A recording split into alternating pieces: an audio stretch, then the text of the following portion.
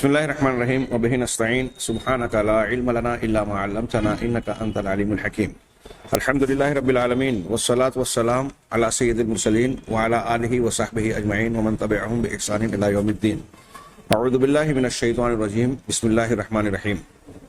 آمن الرسول بما أنزل إليه من ربه والمؤمنون كل آمن بالله وملائكته وكتبه ورسله لا نفرق بين أحد من رسله وقالوا سمعنا وأطعنا غفرانك ربنا وإليك المصير.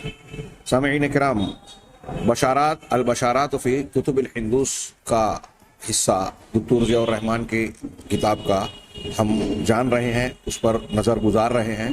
ایمان بالرسول کے تحت جناب محمد رسول اللہ صلی اللہ علیہ وسلم کی نبوت کی حقانیت اور صداقت کی ادلہ پر گفتگو کرتے ہوئے چنانچہ دکتور نے پچھلے دروس کی بحث سے آگے ہم بڑھ رہے ہیں، یہ عنوان قائم کیا البشارات بکال کی النبی المنتظر۔ کہہ رہے ہیں کہ کالکی کی بشارتیں، جس کا معنی ہے وہ نبی جس کا انتظار کیا جا رہا ہے۔ اس سلسلے میں شیخ نے کالکی پران ادھیائے 2 اشلوک نمبر 4 کی عبارت کا ترجمہ یوں نقل کیا۔ عبارت بھی یہاں موجود ہے سنسکرت کی، عربی زبان میں اس کا ترجمہ کیا کہ یولدو کالکی فی قریت شامبھال عند رجل اسمہ وشنو یاش الذی یعتبر سدنۃ البیت۔ اس عبارت کا ترجمہ یوں ہے کہ کالکی کی شخصیت جنم لے گی، ان کی پیدائش ہوگی شامبھال شہر میں ایک ایسے آدمی کے پاس جن کا نام وشنو یاش ہوگا، اور وہ بیت یعنی اللہ کے گھر کے نگراں کرنے، حفاظت اور نگرانی کرنے والوں میں سے، ان کے خادموں میں سے ہوگا۔ آگے وضاحت کر رہے ہیں شیخ کہ لفظ شمبھل کی بستی میں، شامبھال جو عربی میں کہا، شمبھل کی بستی میں ان کی ولادت ہوگی۔ تو شمبھل کا معنی کیا ہے؟ وہ کہہ رہے ہیں کہ یہ 2 کلموں کا مرکب ہے شمبھل۔ شم اس کا معنی ہے الامن، امن کے، اور بھال اس کا معنی ہے القریہ او البلد، بستی یا شہر۔ تو دونوں کو ملا کے کیا ہوا کہ امن کا شہر۔ شمبھال کا معنی ہوا شم اور بھال کا ملا کر معنی یہ ہوگا کہ امن کا شہر۔ اب اس سے مراد ہوا قریۃ الامن اور یا البلد الامین، یا امانت والا، جہاں امن و امان ہے، امن و امان والا شہر۔ ظاہر سی بات ہے مکۃ المکرمہ کو، جہاں جناب محمد رسول اللہ صلی اللہ علیہ وسلم کی ولادت باسعادت ہوئی، اس شہر کو البلد الامین قرآن میں بھی کہا گیا، ایسے بھی کہا جاتا ہے، اور وہ امن کا شہر ہے۔ دوسری اس عبارت میں کہ وہ ایسے آدمی کے یہاں ان کے بیٹے بن کر پیدا ہوں گے جن کا نام وشنو یاش ہوگا۔ یہ وشنو یاش بھی کہہ رہے ہیں کہ 2 لفظوں کا مرکب ہے۔ پہلا لفظ جو ہے وشنو، اس کا معنی اللہ ہے، اور یاش کا معنی ہے عبد۔ دونوں کو ملا کر اضافت کی ترکیب بنے گی عبداللہ، اللہ کا بندہ۔ ظاہر سی بات ہے کہ محمد صلی اللہ علیہ وسلم کے والد صاحب کا نام عبداللہ تھا۔ اگر یہ پیشین گوئی ہم مانیں یا ہندو مذہب کے لوگ اسے مانتے ہیں تو یہ تسلیم کرنا پڑے گا کہ جناب محمد رسول اللہ صلی اللہ علیہ وسلم کی شخصیت ہی اس پیشین گوئی کے مصداق بنتی ہے اور کوئی نہیں۔ تیسرا اور کالکی، جس کا معنی ہے کہ یہ گناہوں اور آثام، برائیوں کو صاف ستھرا اور پاک کرنے والے ہیں، گناہوں کو سے انسان کو صاف بنانے والے ہیں۔ یہاں انہوں نے ایک چیز کی عبارت کی وضاحت نہیں کی کہ صدرۃ البیت، اللہ کے گھر کے صادنین یا محافظین اور نگراں، آج کی زبان میں ہم متولی یا ٹرسٹی کہتے ہیں، ان میں سے ہوں گے۔ ظاہر سی بات ہے کہ اللہ کے نبی صلی اللہ علیہ وسلم قریش اور بنو ہاشم، قریش میں بنو ہاشم کے قبیلے سے تھے، یہ لوگ کعبہ کے متولیان میں شامل تھے، یہ بات بھی ان پر پوری اترتی ہے۔ آگے کہا کہ کالکی کا لفظ، جو کلکی یا کالکی سنسکرت میں آیا ہے، نبی منتظر، کہہ رہے ہیں اس کا معنی جو ہے گناہوں سے پاک صاف کرنے والا۔ تو قرآن کریم اس جانب اشارہ کرتا ہے کہ اللہ تبارک و تعالیٰ نے محمد رسول اللہ صلی اللہ علیہ وسلم کو مطہر اور معلم بنا کر مبعوث کیا۔ چنانچہ آپ نے، اللہ تعالیٰ نے خود اپنے نبی کو خطاب کر کے کہا خذ من اموالہم صدقۃ، آپ ان کے مال سے صدقہ یعنی زکوٰۃ لیجئے۔ اللہ کے نبی کو خطاب کر کے سورہ توبہ میں اللہ نے کہا کہ لوگوں سے صدقہ لیجئے، تو تطہرہم و تزکیہم بہا، اس کے ذریعے سے آپ ان کی تطہیر اور تزکیہ کیجیے۔ ہاں، دونوں کے معنی، دونوں لفظ جب اکٹھا استعمال ہوئے تو اہل علم نے کہا کہ تطہیر کے معنی میں ظاہری پاکی اور صفائی کا معنی ہے، اور تزکیہ کے معنی میں باطنی پاکی اور صفائی کا معنی ہے، یعنی ظاہر اور باطن دونوں اعتبار سے تم ان کو پاک صاف بنا دو۔ زکوٰۃ لینے میں ظاہری طور سے جو مال ہے انسان کے پاس، اس میں اس کی صفائی ہو جاتی ہے ظاہری طور پر کہ وہ مال صاف ستھرا ہو گیا، اور باطنی طور پر انسان کے دل میں مال کی اور دنیا کی جو محبت آتی ہے، اس محبت کو دور کیا جائے کہ نیکی کا انسان کے نزدیک جذبہ غالب ہونا چاہیے، آخرت کو ترجیح دینے کا جذبہ ہونا چاہیے، نہ کہ دنیا اور مادے کی۔ چنانچہ زکوٰۃ کے دینے میں تطہیر اور تزکیے کے یہ دونوں پہلو موجود ہیں۔ اللہ کے رسول صلی اللہ علیہ وسلم سے خطاب کر کے کہا جا رہا ہے کہ آپ ان سے زکوٰۃ لیجئے، اور اس کے ذریعے سے ظاہر باطن دونوں طریقے کی ان کی صفائی کیجئے، گناہوں سے، گندگیوں سے پاک صاف بنا دیجئے۔ وصلی علیہم، اور ان پر آپ دعا کیجئے، دعا کرتے رہیے۔ ان صلاتک سکن لہم، یقیناً آپ کی دعا ان کے لیے اطمینان کا باعث، موجب اطمینان اور اطمینان دلانے والی ہے، اطمینان کا سبب ہے۔ واللہ سمیع علیم، اور اللہ خوب سننے والا، پورے علم والا ہے۔ اللہ تعالیٰ کا ایک دوسری جگہ ارشاد ہے سورہ احزاب میں اہل بیت اور اللہ کے رسول صلی اللہ علیہ وسلم کی ازواج مطہرات سے متعلق خطاب کرتے ہوئے اس ضمن میں ارشاد فرمایا، انما یرید اللہ لیذھب عنکم الرجس اہل البیت ویطہرکم تطہیرا۔ اللہ تو بس یہ چاہتا ہے کہ تم سے، اے نبی کے گھر والیوں، اہل البیت اللہ کے رسول صلی اللہ علیہ وسلم کی ازواج مطہرات کو کہا گیا، قرآن کی اس آیت کو یہ بتانے کے لیے کہ اللہ کے رسول صلی اللہ علیہ وسلم کی ازواج مطہرات اہل بیت میں نہیں ہیں۔ قرآن کی اس بات کا انکار کرنے کے لیے اہل رفض اور تشیع بڑا ہیر پھیر کرتے ہیں، اور قرآن کی اس آیت کو محرف، اور اس سورت کو محرف کہتے ہیں کہ سورہ احزاب جو ہے سورہ بقرہ سے بڑی تھی۔ اس درمیان میں جو اہل بیت کے مناقب تھے وہ حضرت ابوبکر صدیق، عمر فاروق، عثمان غنی، ان لوگوں نے حذف کر دی، نعوذ باللہ من ذالک۔ اور وہ کوشش کرتے ہیں پوری کہ عورتوں کو، ازواج مطہرات کو اہل بیت سے باہر کر دیں۔ بتائیے، دنیا میں، پوری دنیا میں بیوی کو اہلیہ کہا جاتا ہے، بیوی سے گھر بنتا ہے آدمی کا، اور انہوں نے بیوی کو ہی اہل بیت سے نکال دیا۔ یہ نہ صرف یہ قرآن حدیث کی صراحت، بلکہ عقل اور فطرت اور رواج اور دنیا میں معروف بات کے بھی خلاف ہے۔ اور دلیل الٹی سیدھی دیتے ہیں کہ دیکھو اللہ کے رسول نے بخاری میں کہا تھا ام سلمہ وغیرہ سے کہ چادر تم باہر سے پکڑی رہو، نیچے جو ہے علی، فاطمہ اور ان کے دونوں بیٹے ہیں، تو یہ میرے اہل بیت ہے۔ تو کہا چادر کے نیچے جو ہے وہ اہل بیت ہے، چادر کا کنارہ پکڑ کے جو کھڑے ہیں وہ اہل بیت نہیں ہے۔ اگر حضرت ازواج مطہرات کو آپ چادر کا کونا سیرا پکڑ کر گھر کے باہر کر رہے ہو، تو رسول اللہ صلی اللہ علیہ وسلم بھی تو چادر کے باہر ہی تھے، جس کا گھر ہے وہی گھر میں نہیں۔ چادر کا سیرا پکڑنے والے وہ اللہ کے نبی صلی اللہ علیہ وسلم ہو یا آپ کی ازواج ہوں، یہ بتایا گیا کہ جن لوگوں نے سیرا پکڑا ہے وہی اصلی اہل بیت ہیں۔ اور دنیا چونکہ ننیحال والوں کو اہل بیت میں شمار نہیں کرتی، اس لیے اللہ کے رسول نے یہ بتایا کہ میرا معاملہ مستثنا ہے، میری بیٹی بھی میرے اہل بیت میں ہے۔ عام طور سے بیٹیاں اپنی سسرال کی طرف منسوب ہو جاتی ہیں، ناتے نواسی دوسرے خاندان میں شمار ہوتے ہیں، لیکن میرے گھر کا معاملہ ایسا نہیں ہے، یہ میرے اہل بیت ہیں۔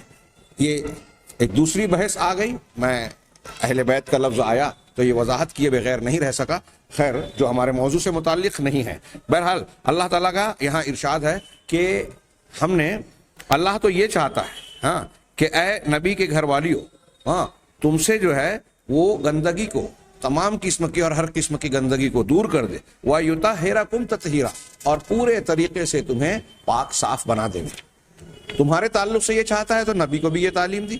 اسی طرح اللہ تعالیٰ کا ایک ارشاد یہ بھی ہے کہ ما یرید اللہ لیجعل علیکم من حرج، اللہ یہ نہیں چاہتا کہ دین کے معاملے میں تم پر کوئی حرج اور تنگی ڈالے، ولکن یرید لیطہرکم ولیتم نعمتہ علیکم لعلکم تشکرون، اللہ تو یہ چاہتا ہے کہ تمہاری تطہیر کر دے، پاک صاف بنا دے تم کو، اور اپنی نعمت کو تم پر پورا اور مکمل کر دے تاکہ تم اس کی نعمتوں کے قدردان بن جاؤ، یعنی شکر گزار ہو جاؤ۔ نبی صلی اللہ علیہ وسلم آگے کی عبارت قرآن کی اس آیت کے بعد وہ کہہ رہے ہیں، یہاں میں اشارہ کروں وَيُعَلِّمُهُمُ الْكِتَابَ وَالْحِكْمَةَ میں بھی اللہ تبارک تعالیٰ نے یہ جو 4 جگہ ارشاد فرمایا اس میں بھی کہا وَيُزَكِّيهِمْ کہ نبی کا کام یہ ہے کہ لوگوں کی تزکیہ کرتے ہیں۔ نبی صلی اللہ علیہ وسلم تطہیر اور صفائی کا سبب تھے، گناہوں سے پاکی صافی کا.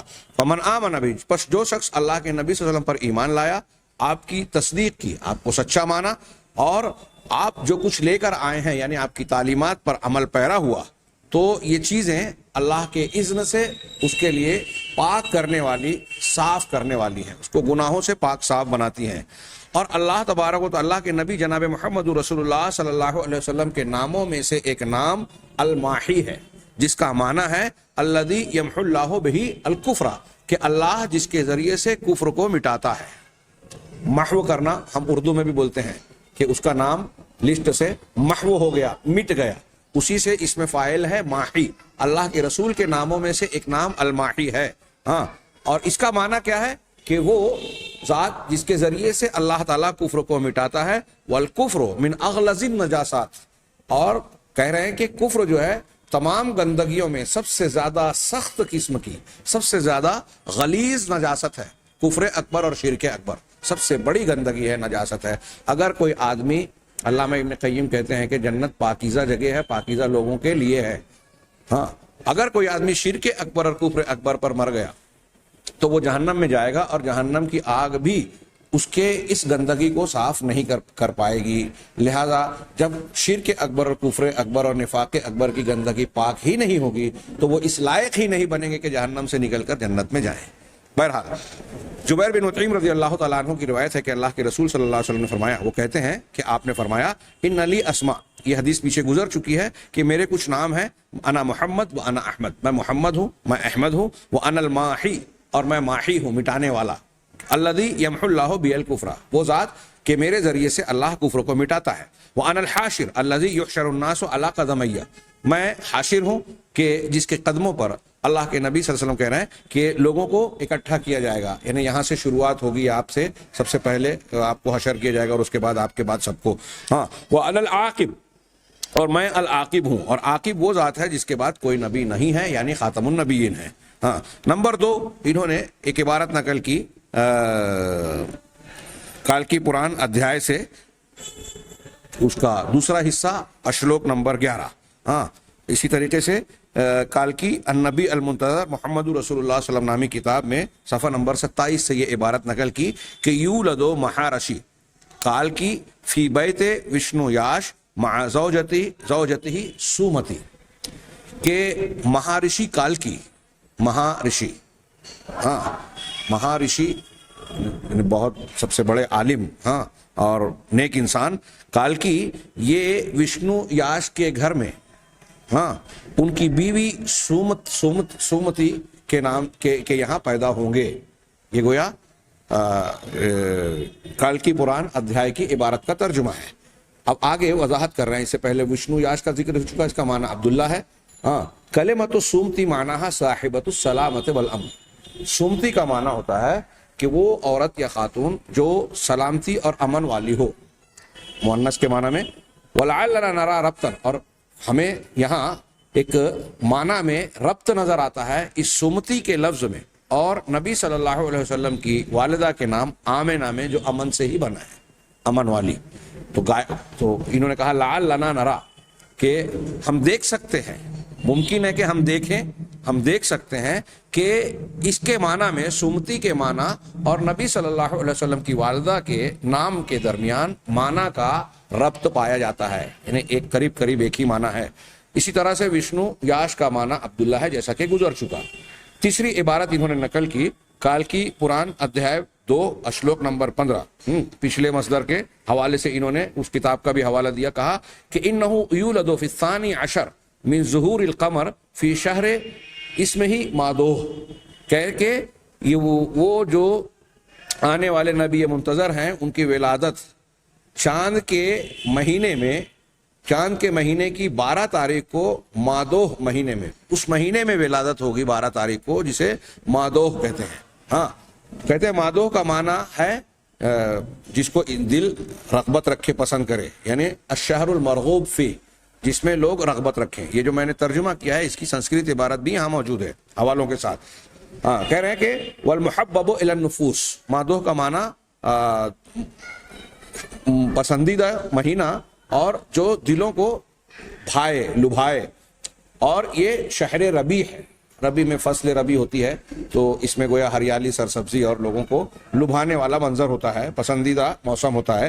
اہل سیرت اور تاریخ کا یہ تقریباً اتفاق ہے، انہوں نے اتفاق کہا ہے کہ نبی، ہاں اس بات پر تو اتفاق ہے کہ نبی کریم صلی اللہ علیہ وسلم کی ولادت ربیع الاول میں ہوئی ہے، اس مہینے میں آپ کی ولادت پر سب کا اتفاق ہے۔ اور متعدد اہل علم محققین کا یہ کہنا ہے کہ آپ کی ولادت 12 تاریخ کو ہوئی، جبکہ بہت سارے محققین اس میں اختلاف رکھتے ہیں، کچھ نے 8، کچھ نے 9 اور کچھ نے کچھ دوسری تاریخ بتائی، لیکن سب یہ ضرور مانتے ہیں کہ ربیع الاول میں ہوئی۔ چنانچہ ابن اسحاق کہتے ہیں کہ نبی کریم صلی اللہ علیہ وسلم کی ربیع الاول کی 12 تاریخ کو آپ کی ولادت ہوئی۔ ہاں اسی طرح مصنف ابن شیبہ نے حضرت جابر اور ابن عباس ان دونوں کی بھی روایت ہے کہ رسول اللہ صلی اللہ علیہ وسلم عام الفیل میں پیر کے دن ربیع الاول کی 12ویں تاریخ کو پیدا ہوئے، اسی دن میں آپ کو مبعوث کیا گیا اور اسی دن میں عرج بھی آپ کو آسمان کی طرف معراج ہوئی، یعنی معراج کا واقعہ ہوا، اور اسی دن میں آپ نے ہجرت کی اور اسی میں آپ کی موت اور وفات ہوئی۔ علامہ ابن کثیر بھی البدایہ والنہایہ میں کہتے ہیں کہ صحیح بات یہی ہے کہ آپ 12 تاریخ کو آپ نے ولادت پائی، یہ ان علماء کا کہنا ہے۔ بعض دوسرے کہتے ہیں کہ 8 یا 9 کو ولادت ہونا زیادہ مختہ بات ہے۔ بہرحال اس عبارت کو دیکھا جائے تو یہ بھی ہم کو صاف نظر آتا ہے کہ اقل مہینہ وہی ہے جس کا تذکرہ اس عبارت میں ہے سنسکرت میں، چنانچہ اور 12 تاریخ کا ذکر ہے تو 12 تاریخ کے تعلق سے بھی ہمارے یہاں روایتیں موجود ہیں، اور زیادہ تر جمہور علماء کا تو مشہور یہی قول ہے اور یہی بات مشہور ہے۔ کہہ رہے ہیں کہ یہ دن جو تھا اللہ کے نبی صلی اللہ علیہ وسلم کی ولادت کا، یہ اپریل کے ماہ اپریل کی 23 تاریخ تھی سن 571 ہجری میں، جس کو محمود پاشا فکلی یہ اس پر جزم کے ساتھ یہ بات کہتے ہیں کہ یہ پیر کا دن 23 اپریل 571 مسیحی یا عیسوی کا سن تھا آپ کی ولادت کا۔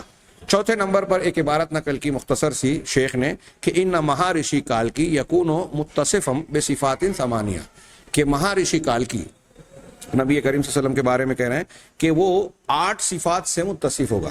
آپ کی تو بڑی خوبیاں ہوں گی، لیکن یہ گویا 8 ایسی صفات کا اس میں ذکر کیا گیا جو ان کی امتیازی شان ہے۔ آگے دکتور نے اس عبارت کو نقل کرنے کے بعد یہ بھی کال کی النبی المنتظر اور محمد رسول اللہ اس کتاب سے نقل کیا۔ اب کہہ رہے ہیں کہ ہم ان صفات کو نبی کریم صلی اللہ علیہ وسلم کے اندر موجود اور آپ کے اتصاف کو ثابت کرنے کی کوشش کریں گے، یہ جانتے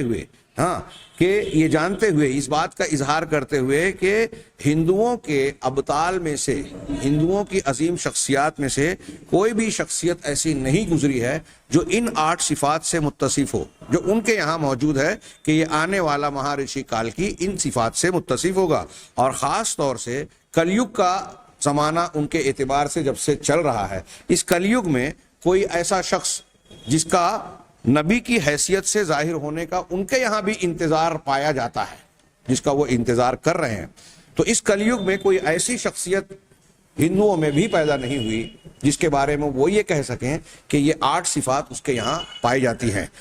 ان میں سے پہلا کیا ہے؟ پراگیا، اس کا معنی ہے الاخبار عن المستقبل، مستقبل کے بارے میں خبریں دینا۔ اس میں نبی کریم صلی اللہ علیہ وسلم کی شیخ کہتے ہیں کہ ان معجزات کا تذکرہ ہے جس کو اللہ تبارک و تعالیٰ نے اپنے نبی کو دیے تاکہ وہ آپ کی نبوت کی سچائی پر دلیل بنے۔ اور علماء نے اس سلسلے میں اللہ کے نبی صلی اللہ علیہ وسلم کی نبوت کے دلیلوں پر مستقل کتابیں لکھی، جن میں سب سے مشہور امام بہقی رحمہ اللہ کی کتابیں ہیں، جس میں کہ آپ کے معجزات کو بیان کرنے کے لیے سینکڑوں آثار اور روایتیں موجود ہیں۔ دکتور نے یہ پہلی صفت کا یہاں تذکرہ کیا کہ گویا آپ وہ جو نبی آنے والا ہے، ان کتابوں میں، سنسکرت کتابوں میں، ہندوؤں کی کتابوں میں یہ بیان ہے کہ اس کے اندر 8 صفات ہوگی، اس میں سے پہلا یہ ہے پرگیا، یعنی مستقبل کی خبر دینے والا۔ ابھی ہم یہ جو موضوع پڑھ رہے ہیں، اللہ کے نبی صلی اللہ علیہ وسلم کا کتاب کتب سابقہ میں تذکرہ، ویدوں کے بعد ہم یہود و نصارہ کی کتابوں کا مختصر سا ذکر کریں گے، اور اس کے بعد اللہ کے نبی صلی اللہ علیہ وسلم کی مستقبل، ماضی اور حال کے غیب کی خبروں سے متعلق بات کریں گے، تو یہ چیز وہاں اور وضاحت سے آئے گی، اور اللہ کے رسول صلی اللہ علیہ وسلم کی شخصیت کی طرح اور کوئی شخصیت یہاں آپ کو نظر نہیں آئے گی۔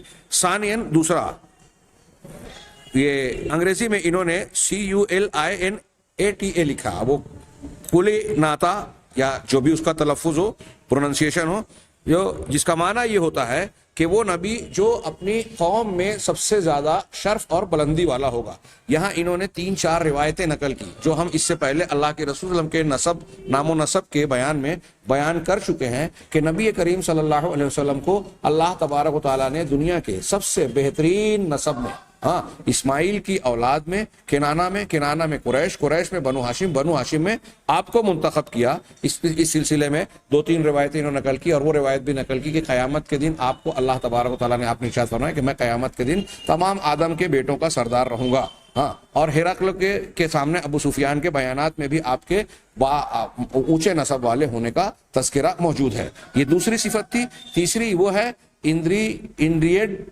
انڈریڈا مین، یہ جو بھی ہو، میں یہ اصلاً سنسکرت کا لفظ ہوگا، اس کو انہوں نے انگریزی میں لکھا ہے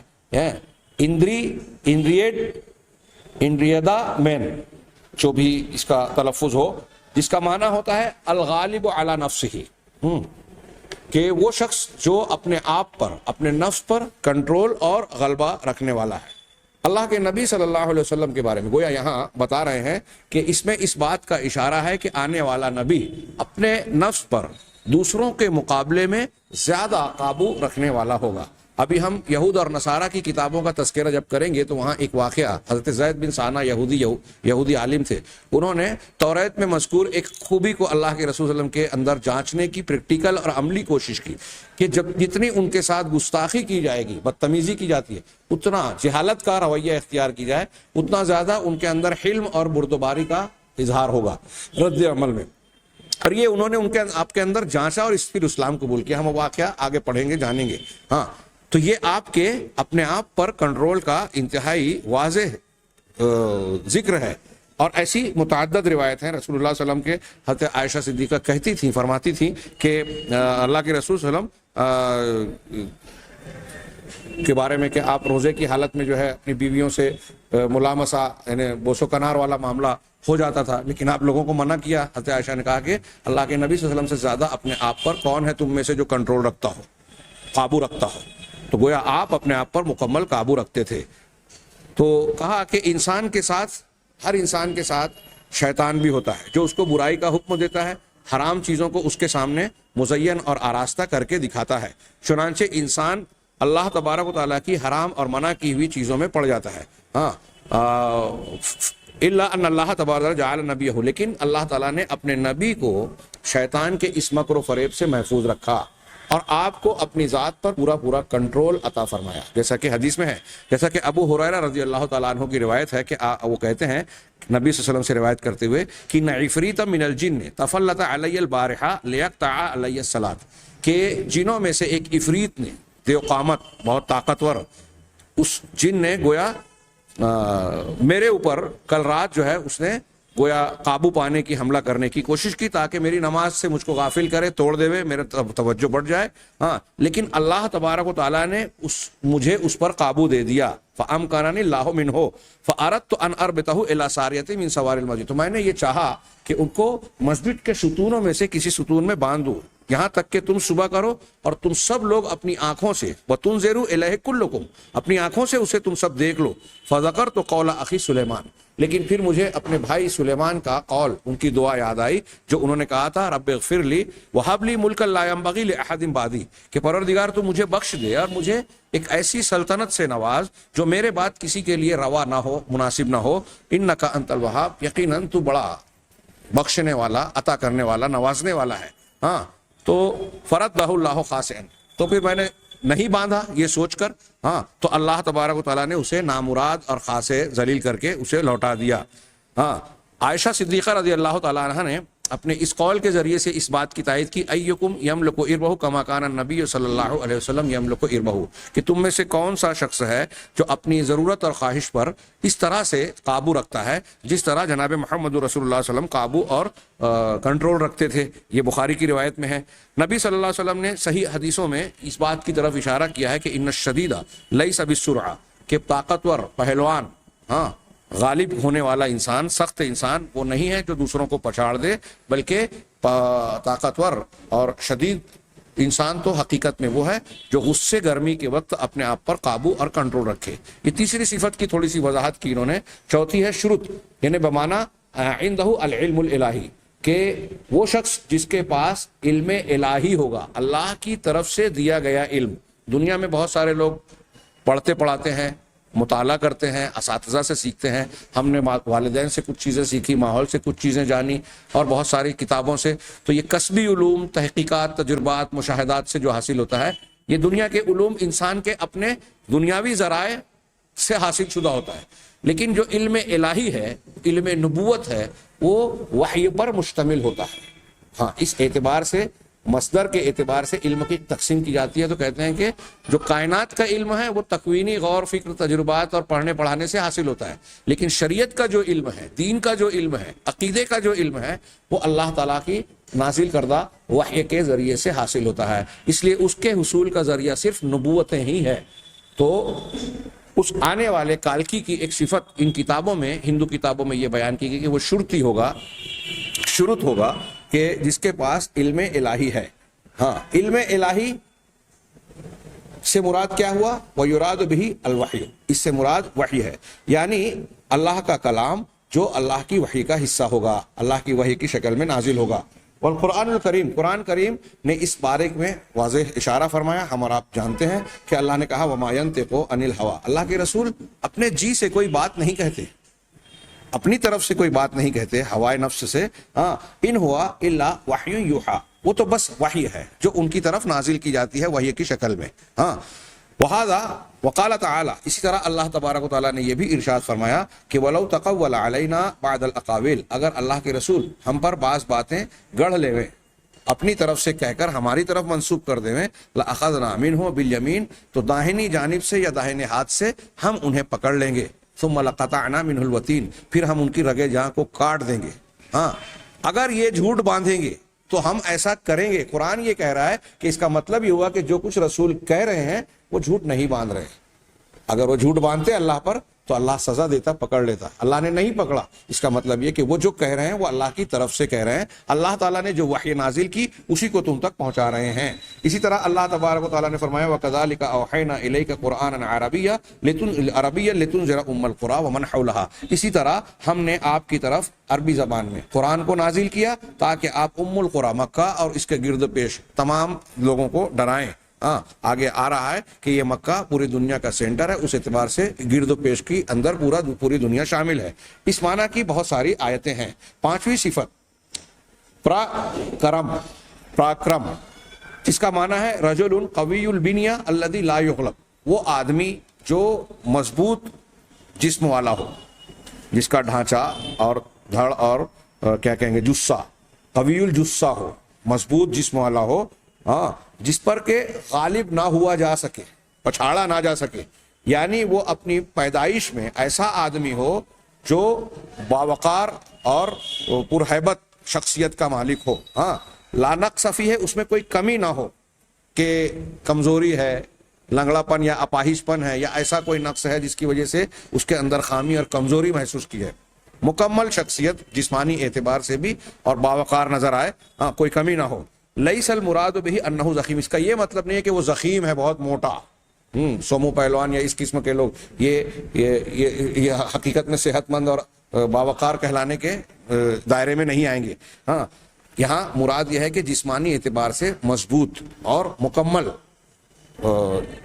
صحت میں بالکل بہتر، جس میں کوئی بیماری، کوئی کمزوری نہ ہو۔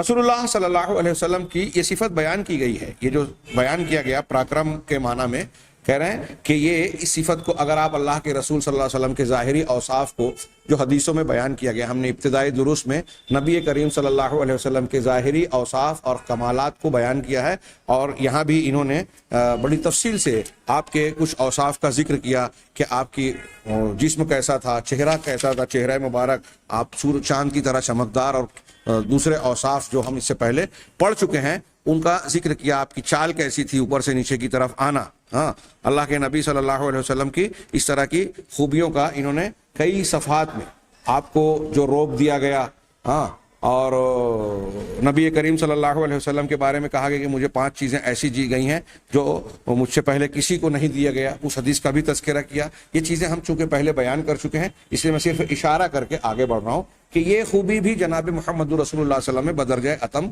موجود تھی۔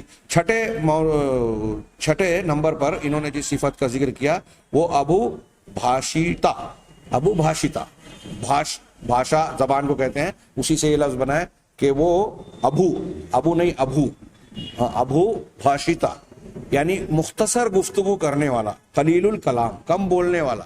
یعنی یہاں میں سمجھتا ہوں کہ اس میں صرف اتنا ہی نہیں کہ الفاظ اور بات تو کم ہے، مختصر ہے، لیکن معنی وضاحت ہے۔ اور ہم یہ بات جانتے ہیں کہ نبی کریم صلی اللہ علیہ وسلم کی ایک خصوصیت آپ کے اختصاصات میں ایک شامل ہے کہ آپ کو جوامع الکلم، الکلمات الجامعہ، وہ کلمات جو الفاظ میں کم ہیں لیکن معنی میں بہت وسیع ہیں۔ یہ بہت ساری حدیثوں میں اس کا ذکر ہے جس میں اللہ کے نبی صلی اللہ علیہ وسلم کا یہ ارشاد ہے کہ بعثت بجوامع الکلم، مجھ کو جامع کلمات کے ساتھ مبعوث کیا گیا ہے، یعنی ایسے کلمات دیے گئے ہیں جو الفاظ میں کم ہیں اور معنی اور مفہوم میں زیادہ ہیں۔ حضرت عائشہ کا ارشاد ہے ما کان رسول اللہ صلی اللہ علیہ وسلم یسرد کسردکم ھذا ولکنہ کان یتکلم بکلام بین فصل یحفظہ من جلس الیہ۔ اللہ کے رسول صلی اللہ علیہ وسلم بالکل واضح، تمہاری طرح جو ہے لمبی چوڑی باتیں نہیں کرتے تھے، بلکہ آپ واضح فیصلہ کن بات کہتے تھے جسے آپ کے پاس بیٹھنے والا ہر شخص آسانی سے جان جاتا تھا۔ یہ ترمذی وغیرہ کی روایت ہے۔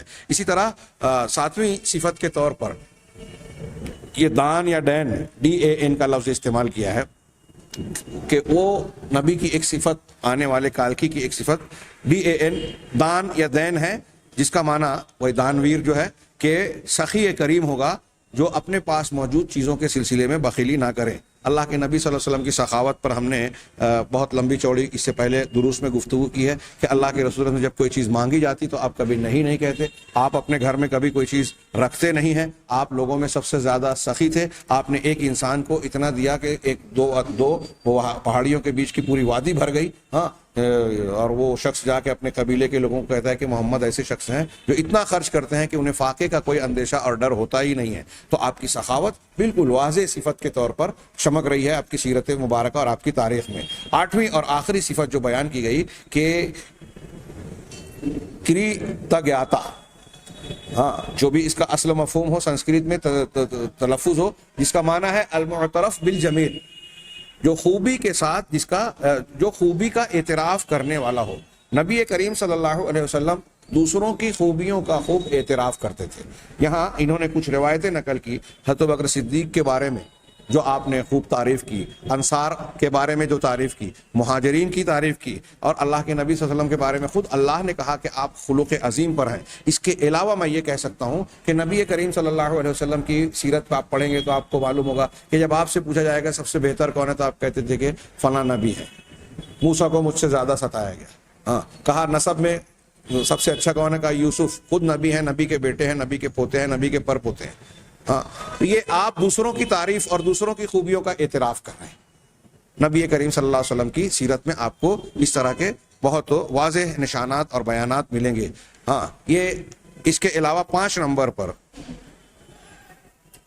انہوں نے ایک عبارت کا ذکر کیا بھگوت پران سے۔ انشاءاللہ یہ اور اس سے بعد کی چند عبارتوں کا ہم اگلے درس میں تذکرہ کریں گے۔ اللہ تبارک و تعالیٰ سے دعا ہے کہ وہ ہمیں صحیح دین کو سمجھنے اور اس پر عمل کرنے کی توفیق عطا فرمائے۔ وآخر دعوانا ان الحمد للہ رب العالمین۔